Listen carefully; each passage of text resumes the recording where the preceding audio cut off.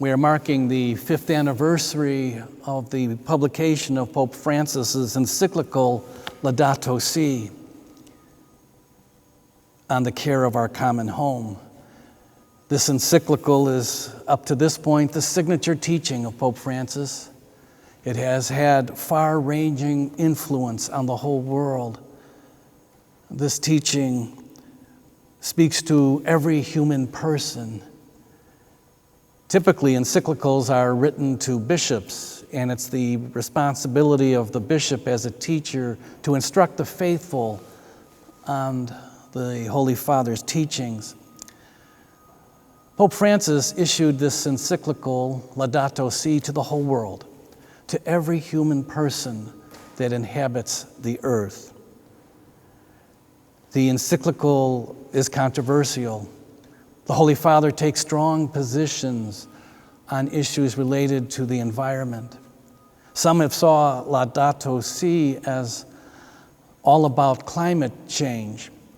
And while that's an element of the encyclical, it would be very unfair to characterize the encyclical as just a teaching about climate change. In the early chapters of the encyclical, the Holy Father says, the smallest particle of the smallest particle of the smallest particle is connected. And whether we're talking about microbes or talking about human beings or talking about major ecological or environment realities, everything is connected. The wisdom of that teaching is very clear to us in the midst of this pandemic. It's hard to believe, as we are 90 days plus into this pandemic, of how interconnected we are as a world. When you think about it, on March 5th, there were 11 people in the United States who had died of COVID. And as I speak to you today, over 100,000 Americans have lost their lives. And while there has been success in flattening the curve and you see efforts to slowly reopen society, we have yet to contain this virus. A virus that has brought the global economy to its knees. A virus that within just 2 months has profoundly changed the manner in which children are educated, how we relate to one another, how we go about our lives. But as we ponder all of this, the church rejoices on this feast of Pentecost. And there's a great parallel to me in the experiences of those first believers and the experience that we are having as a human community. There they were, huddled in a locked room out of fear. Most of us, for the last couple of months, in a sense, have been locked in the rooms of our homes out of fear. The fear of being infected, the fear of inadvertently passing on the virus. And the celebration of Pentecost today calls us to hope and promise. And even though many of the traditional ways out of which we would celebrate Pentecost, we celebrate it now in a more profound way.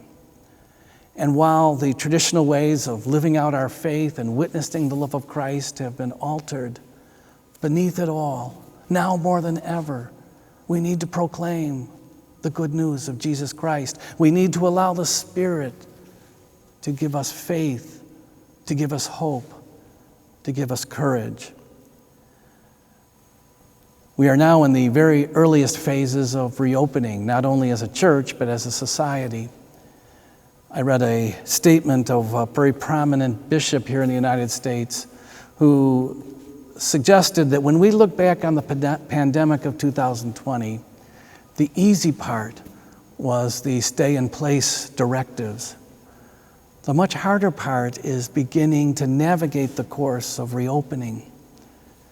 And now more than ever, the church has to be a source of unity in the midst of much division.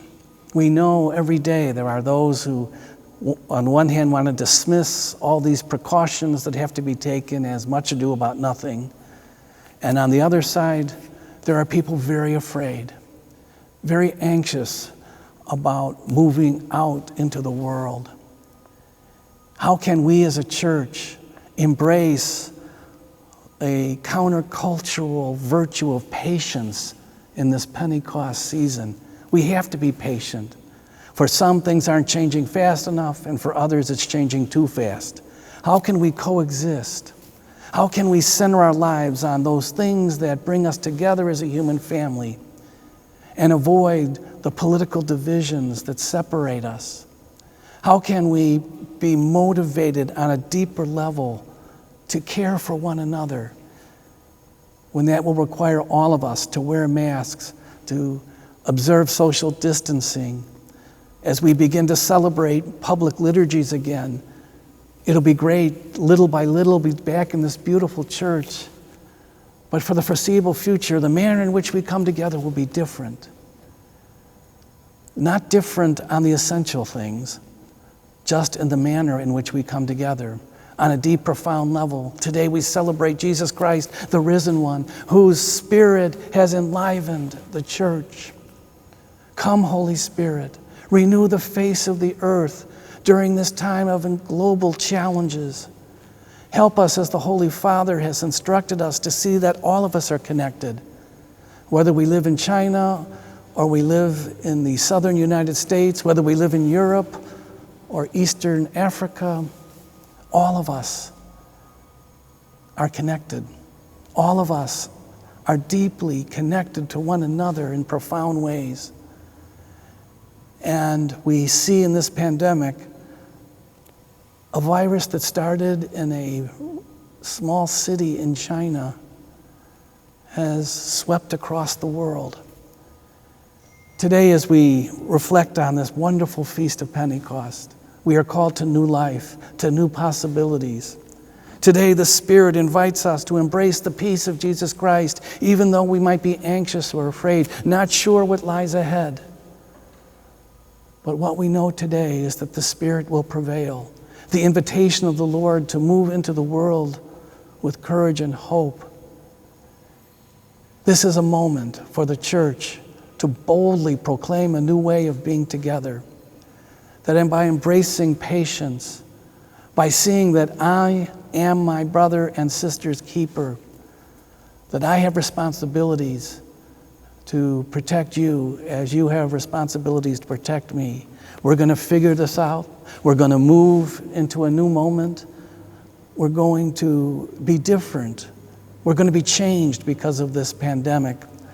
And hopefully part of that change will find its way back to Laudato Si. The smallest part of the smallest part of the smallest part is connected.